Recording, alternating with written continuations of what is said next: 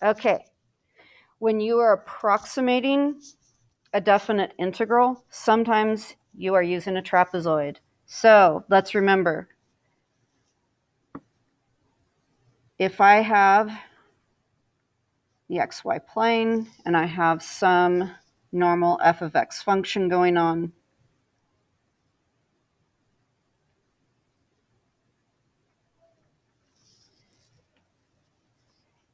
the x-axis is cut up into pieces, but they may not be given as equal slices.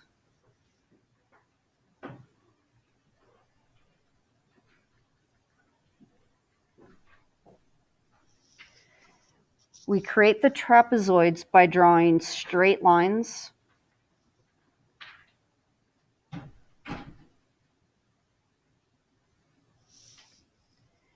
And do you see trapezoid number 1?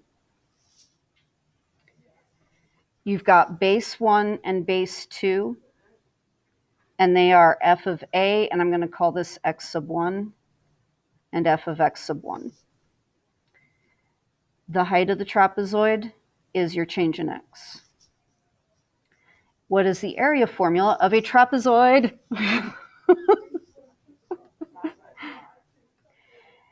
Average of the bases multiplied by the height, and if it helps you a little bit just to visualize this, if I found the average of the bases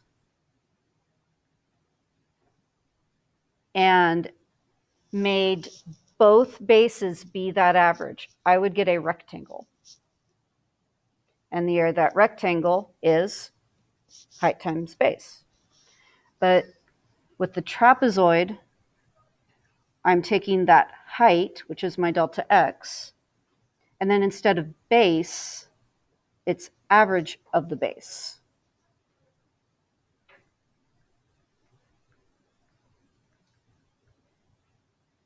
So it's always add and divide by 2. Usually they give you a table of values with this, but I wanted to visually show you what you are working with so that this formula just kind of sinks in a little bit more of how you are going to manage this with a table of values.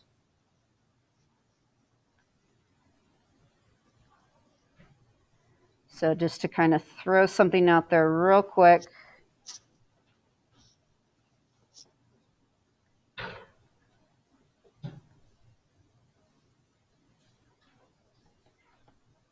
And just to avoid putting any numbers in, I'm just going to say there will be numbers here.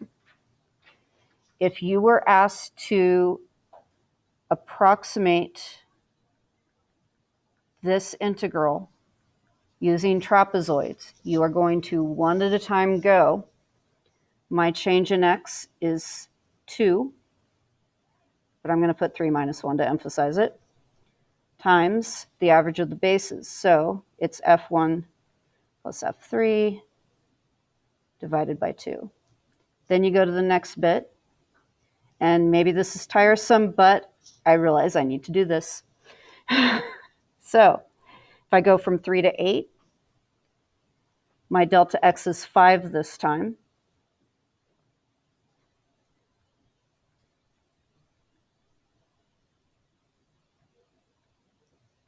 And then one more. From 8 to 9, my delta x this time is only a 1. I'm going to write 9 minus 8.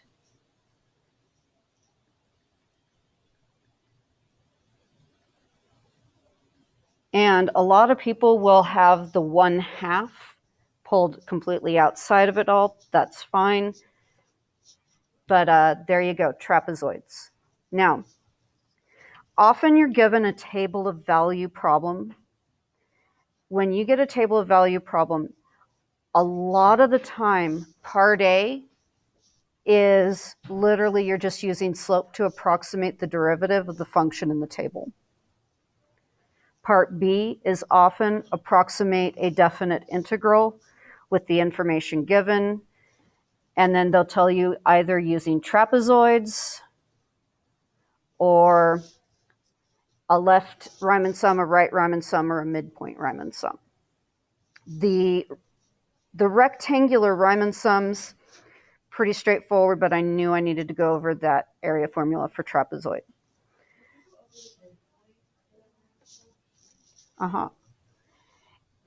If you are dealing with midpoint, then they're going to give you a table of values that are equally spaced. They're not going to do this any other way. Well, I can never say they're not going to do this any other way. Caution self on saying things like that. Okay. So let's just say we've got 0, 1/4, 1/2, 3/4, 1. I'll go a little bit farther. 5/4, 3/2. Where am I at? 7/4, 2. I'm not going to go through this whole thing. I'm just going to basically make sure it's clear. If this was the table you were given, then you are probably dealing with the interval from 0 to 1/2, and then 1/2 to 1, 1 to 3/2, 3/2 to 2. Your delta x is 1/2. The middle x coordinate, that is your height. So since midpoint Riemann sums, if you have a table of values, since they're always dealing with equal width, you can just go that width times the sum of all the heights coming from the midpoints.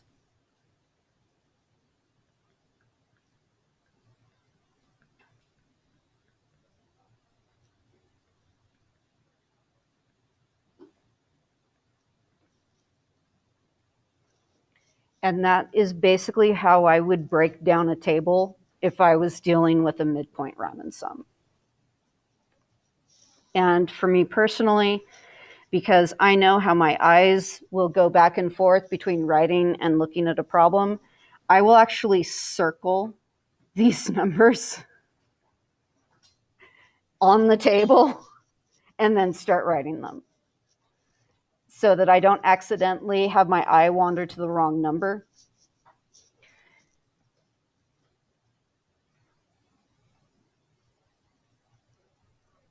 So that was another thing that I found. Now, here is another issue. There was a reason a lot of you missed certain multiple choice problems. So one of them is a slope field issue. And it was worded very, very strangely. But here's what I'm going to explain to you.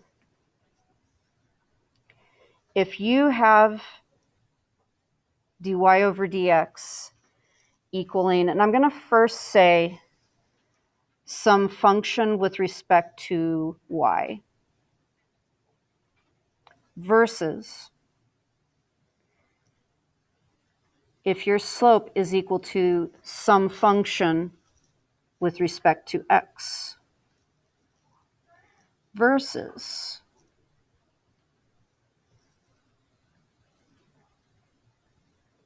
you have a mixture of a multiplication of functions with x and y in them.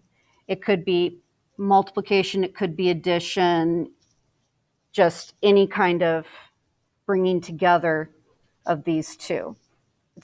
Again, it's not necessarily multiplication, it could be addition. If you're dealing with the slope field, it doesn't have to be something you're able to solve.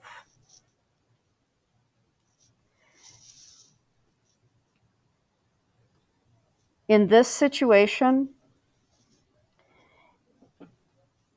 one value of y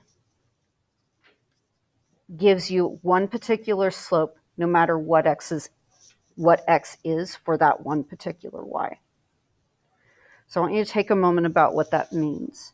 If you have a function, or if you have a slope that is dependent only on y, what is that going to look like?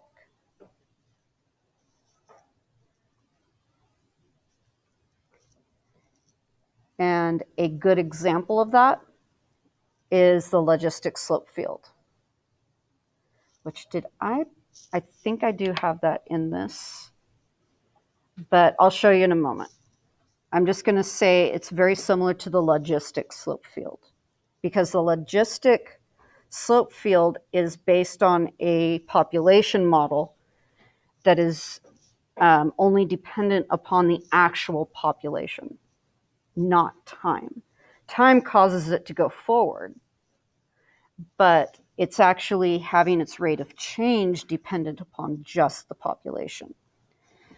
So if you have a situation where your dy dx is some function with respect to x, does that sound familiar? Like, what the heck are you even talking about? That's because what it's trying to say is, if your only variable is x, y isn't a variable. If your rate of change is dependent upon x, what would it look like?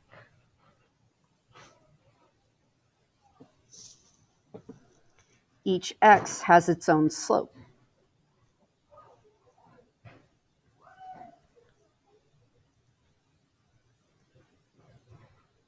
You will see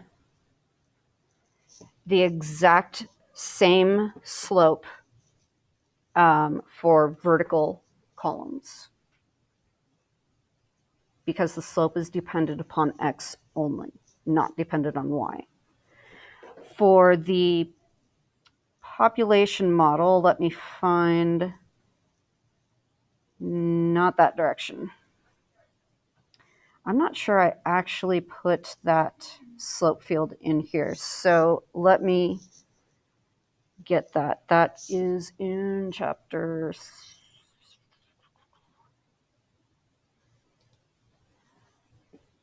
give me a second. Chapter 9. No, not that. I want,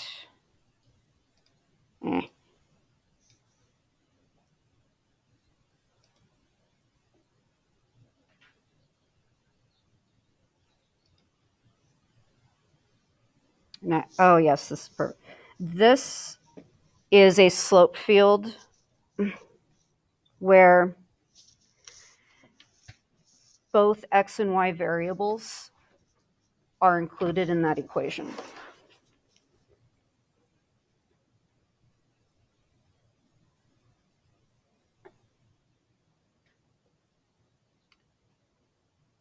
And there it is. This is a slope field for the logistic equation. You have rows of identical slopes.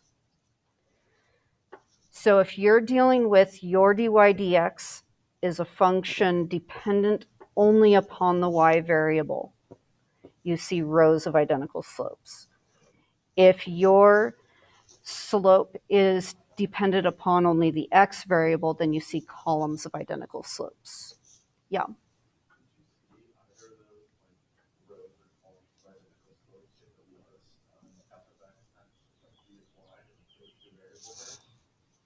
No, not where we're at.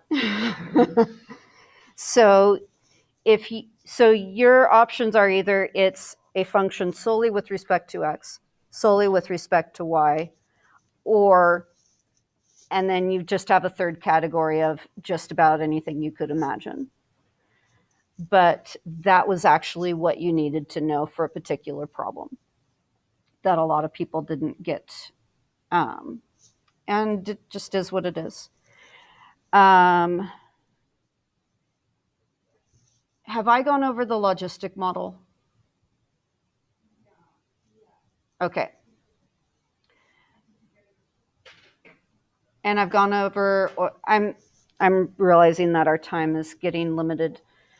Actually, let me check, because I've been completely ignoring everyone online. I don't know how you're doing. In fact, I can't find you over there. Okay, so I'm going to have to look at you and have you look at you while I look at you.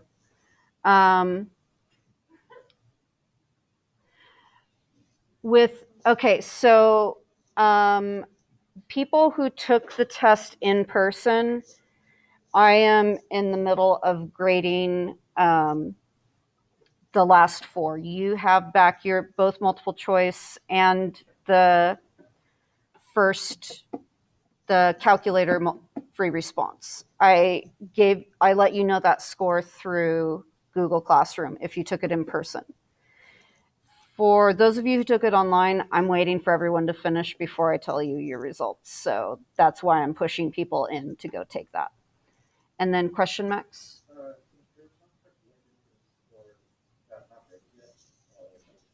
I can't hear you. Correct. Yeah. Yeah. The free response A is the calculator section, and I got that graded. And then free response B is the no calculator section, which takes a bit longer to grade. And then, okay. So let me let me just take down some notes on other things that I need to go over. And actually, I should probably stop the video because I think I'm